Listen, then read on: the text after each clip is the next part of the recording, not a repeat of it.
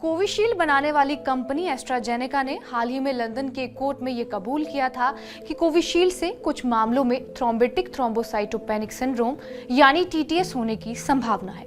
भारत की 80% जनता को इसी वैक्सीन का डोज लगा है। इसी खबर के बाद ही ज्यादा आबादी ने अपने वैक्सीन सर्टिफिकेट्स पर यह देखना शुरू कर दिया कि उन्हें कौन सी वैक्सीन लगी है। इसी दौरान ये भी देखा गया कि वैक्सीनेशन सर्टिफिकेट से पीएम नरेंद्र मोदी की तस्वीर गायब है। इसके बाद ट्विटर पर भी लोगों ने ट्वीट करना शुरू किया कि प्रधानमंत्री नरेंद्र मोदी की फोटो वैक्सीनेशन सर्टिफिकेट से गायब है। लेकिन पीएम नरेंद्र मोदी की फोटो इस सर्टिफिकेट से गायब क्यों है और क्या ये पहली बार हुआ है? ये सारी चीजें हम आपको बताएंगे इस वीडियो में। नमस्कार, मेरा नाम है रिया शर्मा और आप देख रहे हैं TV9 डिजिटल। स्वास्थ्य मंत्रालय ने कुछ देर बाद ही पीएम मोदी की फोटो गायब होने के मुद्दे पर स्थिति साफ कर दी। एक रिपोर्ट के मुताबिक स्वास्थ्य मंत्रालय और परिवार कल्याण मंत्रालय के अधिकारियों ने ये बताया कि ये कार्रवाई आदर्श आचार संहिता यानी मॉडल कोड ऑफ कंडक्ट के कारण की गई है। देश में लोकसभा चुनाव चल रहे हैं और आचार संहिता के नियमों के चलते ही ये कदम उठाया गया है। लेकिन इससे पहले भी 2022 में 5 राज्यों में यानी उत्तर प्रदेश, पंजाब, मणिपुर और गोवा में जारी सर्टिफिकेट्स में भी पीएम मोदी की तस्वीर हटा दी गई थी। ये कार्रवाई इसलिए की गई थी क्योंकि उन राज्यों में विधानसभा चुनावों की तैयारी चल रही थी और इसे चुनाव आयोग ने अनिवार्य किया था।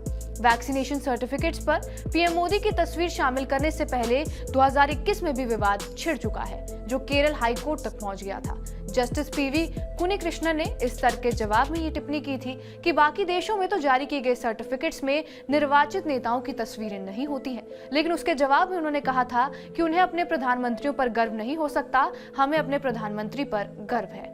खैर, विपक्षी कांग्रेस ने आरोप लगाया है कि केंद्र की भाजपा सरकार ने विश्व स्वास्थ्य संगठन यानी WHO के दिशा निर्देशों का पालन नहीं किया है और ये भी मांग की है कि जिन लोगों की कोरोना वायरस के खिलाफ कोविशील्ड वैक्सीन लेने के बाद दिल का दौरा या इसी तरह के कारणों से मृत्यु हो गई है, उनके परिजनों को इसकी जांच करनी चाहिए, मुआवजा भी दिया जाए। हालांकि गुजरात भाजपा से जुड़े डॉक्टरों ने कहा कि राज्य में एक एक्सपर्ट पैनल के एक अध्ययन से ये पता चला है कि कोविड-19 टीकों और रक्त के थक्के जमने के बीच कोई सीधा संबंध नहीं है, जिससे दिल का दौरा पड़ सकता है। खैर, सुप्रीम कोर्ट में भी बुधवार को कोरोना वैक्सीन कोविशील्ड की जांच के लिए एक याचिका दाखिल की गई है। इसमें कहा गया है कि कोविशील्ड के साइड इफेक्ट्स की जांच करने के लिए एक एक्सपर्ट पैनल बनाने का निर्देश जारी किया जाए। इस पैनल में एम्स दिल्ली के एक्सपर्ट्स भी हों। पैनल की अध्यक्षता खुद एम्स के डायरेक्टर करें और जांच की निगरानी का जिम्मा सुप्रीम कोर्ट के रिटायर्ड जज के पास होना चाहिए। याचिका एडवोकेट विशाल तिवारी ने लगाई है। उन्होंने कहा कि वैक्सीन लगाने के बाद किसी को नुकसान पहुंचा तो उन्हें हर्जाना देने का भी सिस्टम बनाया जाए। भारत में सबसे पहली कोरोना वैक्सीन कोविशील्ड है। इसे पुणे की सीरम इंस्टीट्यूट ने बनाया है और Covishield formula British pharma company AstraZeneca से लिया गया है। अब देखना होगा कि सुप्रीम कोर्ट इस पूरे मामले पर क्या फैसला लेता है। बहरहाल, आपका इस वीडियो पर क्या कुछ कहना है हमें कमेंट बॉक्स में जरूर बताएं। बाकी देश और दुनिया की तमाम बड़ी खबरों के लिए बने रहिए हमारे साथ TV9 डिजिटल पर।